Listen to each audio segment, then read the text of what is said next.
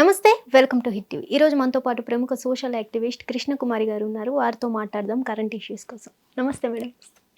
Madam, ఇప్పుడు రేవంత్ రెడ్డి గారు నిన్న మనం చూసుకున్నట్లయితే లైవ్లో ఇంజనీరింగ్ స్టూడెంట్స్ క్రిమినల్ వేస్ట్స్ అంటూ అవమానిస్తూ మాట్లాడడం జరిగింది. ఇలా స్టూడెంట్స్ని అవమానిస్తూ మాట్లాడడం ఎంతవరకు కరెక్ట్ అంటారు?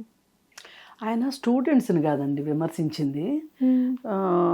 నేను చూసిన ఇన్ఫర్మేషన్ ప్రకారం ఆయన ఏమన్నారంటే, ఇంజనీరింగ్ కాలేజీల్లో విద్య ఉపయోగకరంగా లేదు, వాళ్ళు నైపుణ్యాలు నేర్పట్లేదు, మళ్ళీ బయటకు వచ్చిన తర్వాత వాళ్ళు కొన్ని కోర్సులు నేర్చుకోవాల్సి వస్తుంది, నేర్చుకుంటేనే వాళ్ళకి సాఫ్ట్వేర్ జాబ్స్ కూడా వస్తున్నాయి, ఒకవేళ ఏ జాబు రాకపోయినా కానీ ఏదైనా ఉద్యోగాలు చిన్న చిన్న ఉద్యోగాలు చేసుకోవాలన్నా కానీ వాళ్ళు మళ్ళీ ఏవేవో కోర్సులు నేర్చుకోవాల్సి వస్తుంది. ఈ 4 సంవత్సరాల్లో వాళ్ళు పూర్తిగా ఒక స్కిల్ మాకు వచ్చింది అని చెప్పేలాగా లేదు. అందుకని ఇది క్రిమినల్ వేస్టేజ్ అని అంటే, ఒక 4 సంవత్సరాల పాటు వాళ్ళు ఫీజులు కడతారు, కాలేజీకి వస్తారు, మళ్ళీ ఈ కోర్సులో చేరటానికి ఎంట్రన్స్ రాస్తారు, దీనికంటే ముందు ఇంటర్మీడియట్ 2 సంవత్సరాలు చదువుతారు, ఇదంతా చేస్తారు. ఇదంతా చేసిన తర్వాత 4 సంవత్సరాలు చదువుతారు. 4 సంవత్సరాలు అయిపోయిన తర్వాత ఏంటి పరిస్థితి అంటే, ఇవాళ చాలామంది లక్షల్లో ఇంజనీరింగ్ స్టూడెంట్స్ ఖాళీగా ఉన్నారు. దాన్ని ఉద్దేశించి ఆయన అలా మాట్లాడటం. ఇప్పుడు ఈ మధ్యకాలంలో స్కిల్ డెవలప్మెంట్ ఇన్స్టిట్యూట్ అని ఒకటి పెట్టారు. పెట్టి దానిలో స్కిల్స్ని డెవలప్ చేస్తున్నారు. ఆ డెవలప్ చేసిన తర్వాత దానిలో జాబ్స్ వస్తున్నాయి ఆ స్కిల్స్ ఆధారంగా. ఆ ఉద్దేశంతో ఆయన అలా మాట్లాడారు అనమాట. అలా కాకుండా అసలు మామూలుగానే ఇంటర్మీడియట్ 10th క్లాస్ అవుతూనే పాలిటెక్నికల్ చేరారనుకోండి, వాళ్ళకు కూడా మెరుగైన ఉద్యోగ అవకాశాలు ఉన్నాయి. వాళ్ళు పర్టికులర్గా ఇదిగో ఈ స్కిల్ మాకు వచ్చు అని పాలిటెక్నికల్ చదివిన వాళ్ళ దగ్గర స్కిల్ ఉంటుంది. ఇప్పుడు ఐటీఐ చదివారనుకోండి, అందులో ఫిట్టర్ అని అలా రకరకాల కోర్సులు ఉన్నాయి. వాటికి కూడా ఇవాళ ఉద్యోగాలు వస్తున్నాయి. ఒకప్పుడు ఇంజనీరింగ్ ఇంత లేనప్పుడు ఐటీఐ పాలిటెక్నికల్ అందరూ చదువుకునేవాళ్ళు. బోలెడు ఐటీఐ కాలేజీలు ఉండేవి, బోలెడు పాలిటెక్నికల్ కాలేజీలు ఉండేవి. వాటితోటే దుబాయ్ అటు సైడు చాలా మంది జాబ్స్కి వెళ్ళేవాళ్ళు.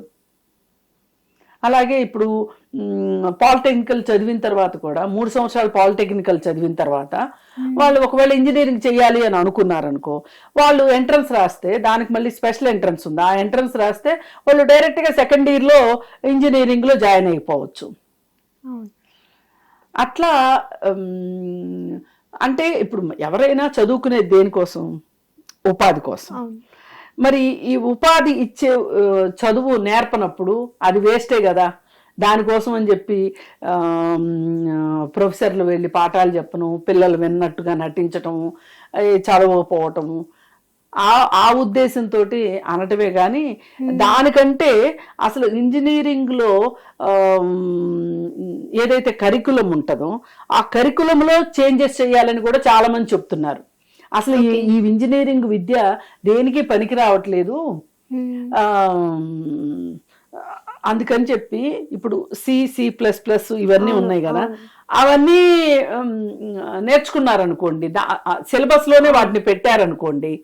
అంటే ఇంకా ఇంతకంటే బాగా డీటెయిల్గా నాకైతే తెలియదు కానీ నేను చదివిన దాన్ని బట్టి అనమాట. అంటే కొన్ని ఇంబైబ్ చేశారనుకోండి, వీళ్ళ సిలబస్లో కొన్ని అవసరం లేని కూడా చెప్తా ఉంటారు. వాటిని తీసేసి వీటిని పెట్టారనుకోండి, అప్పుడు స్కిల్స్ నేర్చుకుంటారు కదా. ఇప్పుడు ఇవాళ ఇంజనీరింగ్ అయిపోయింది అనగానే సాఫ్ట్వేర్ ఉద్యోగం తప్పితే వేరేదేది చేయట్లేదు.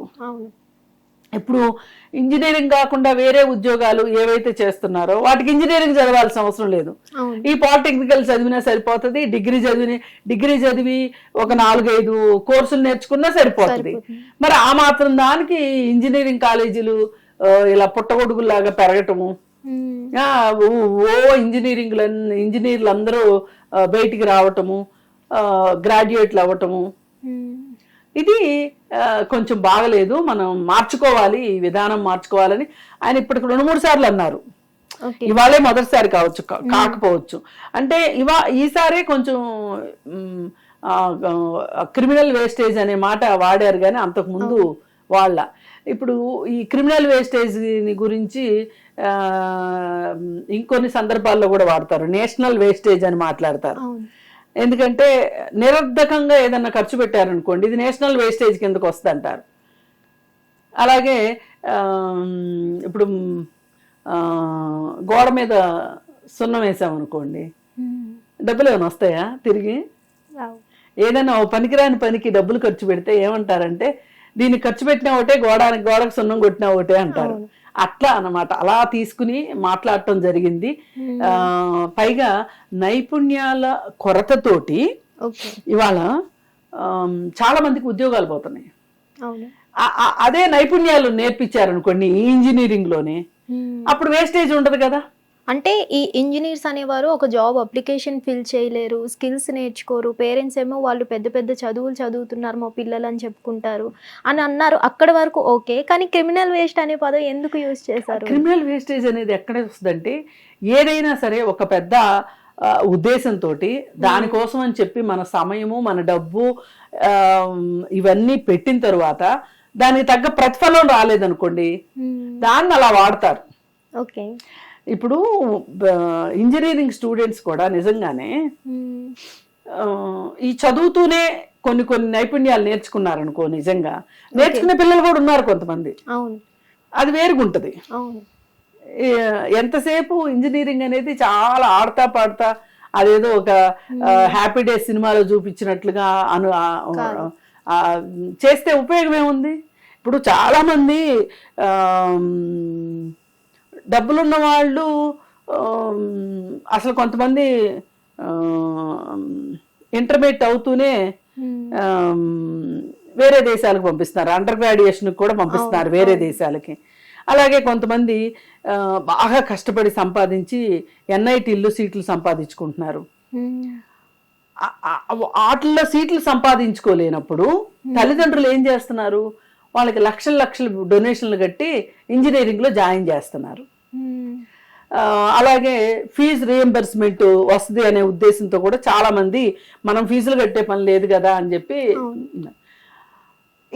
ఇవన్నీ క్యాలిక్యులేట్ చేస్తే వీటన్నిటిని మనం వాస్తవ దృష్టితో ఆలోచిస్తే ఆయన మాట్లాడింది తప్పు అనిపించదు.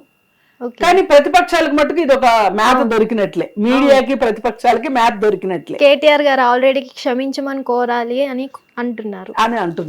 అయితే ఇక్కడ విషయం ఏంటంటే, ఈ 4 సంవత్సరాలు ఈ విధంగా దీనికి పెట్టుకునే బదులు ఇవాళ బిఈడి చేసి బిఎస్సి కానీ బిఏ కానీ బీకామ్ కానీ బిఈడి చేసిన వాళ్ళకి కనీసం ఒక ప్రైవేటు స్కూల్లో ఓ 30,000 జీతం ఇచ్చే ఉద్యోగాలు ఉన్నాయి.